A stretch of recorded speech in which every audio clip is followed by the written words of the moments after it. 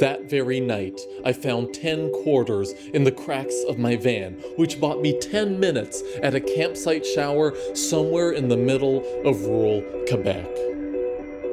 When the timer went clunk and the water ran cold, I opened my eyes and I found myself standing in the middle of my new life, and I was still not sad.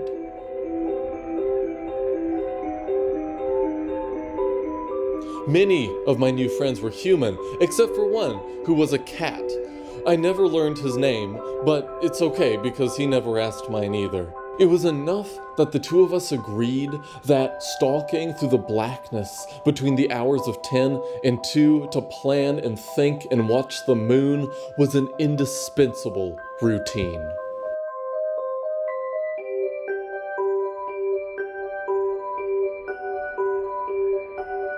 I reorganized the whole entire garage and I felt satisfied. I was still not sad. Was I handling this breakup with unprecedented levels of emotional maturity? Or had I once and for all lost the ability to feel?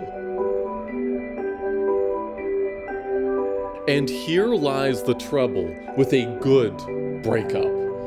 A breakup that was bad leaves you angry and sad. Obsession over what she said and what you said, and the look on her face on that day after you turned on your heel and stomped away, until you realize one day that you failed to think about her this week.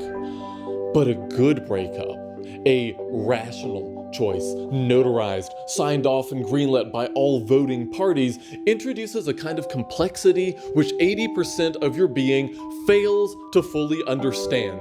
Your brain knows it's over, but your body doesn't get the memo because it is only informed by either extreme stress, which never happened, or long-term routine, which has not yet begun.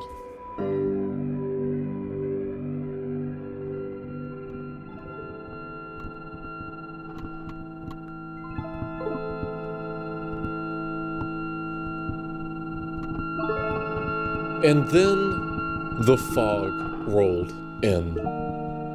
Memories condensed to feelings. The unraveled tapestry swirled in the drafts of an empty hall. Golden fibers glinted, but knew not from where they came.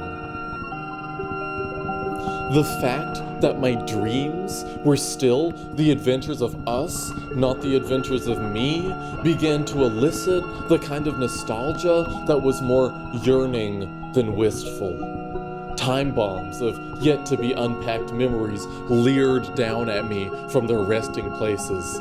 I realized that this was the point where, if things had been different, the break would be over and we would have tried again. For as it turns out, the arc of emotional fallout between a good breakup and a bad breakup are inversely correlated. While most of the breakups I've been a part of have neatly transitioned from devastation to business as usual, this one is proving to be business as usual and then devastation. Thank God, I said to myself, for I had finally begun to feel sad.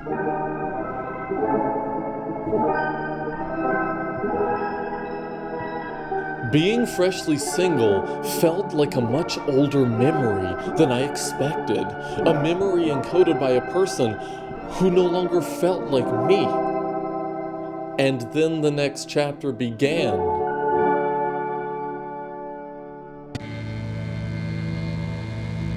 I downloaded the 3 horsemen of degeneracy: Tinder, Hinge, and Bumble. I told strangers that I liked their outfits on the streets. I bought people coffees. I bought people drinks. I have never been so myself, but also so not myself at the same time. My social calendar was booked unlike it had ever been booked before. My phone went from its usual medium dryness to being very, very wet. There was drama. I had a great time on these dating apps as well. Y'all are missing out if you're not. Producing personalized pickup lines for each person's profile was a pretty pleasurable process. I felt social. I felt popular. It was proof to me that I actually do have riz. I felt desirable in a new type of way.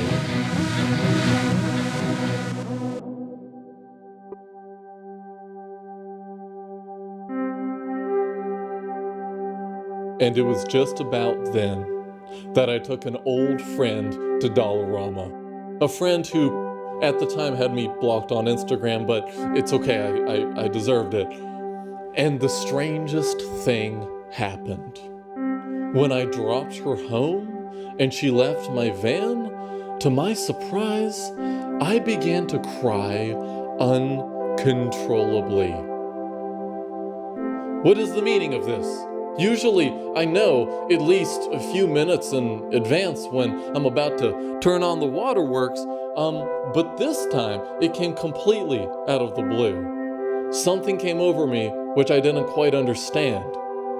There was nothing to blubber over. I was content. I was frolicking. I'd even made it known. I had told her not even an hour ago, whatever role it is that I play in your life right now, I'm just happy to be a part of it. And I meant it. I meant it. Whoa, shit. I meant it. Why was it so horrible for me to reconcile with the fact that after I drove away, she would stop being a part of my life until the next time we hung out? And then it came to me. How could I have been so stupid? I was in love.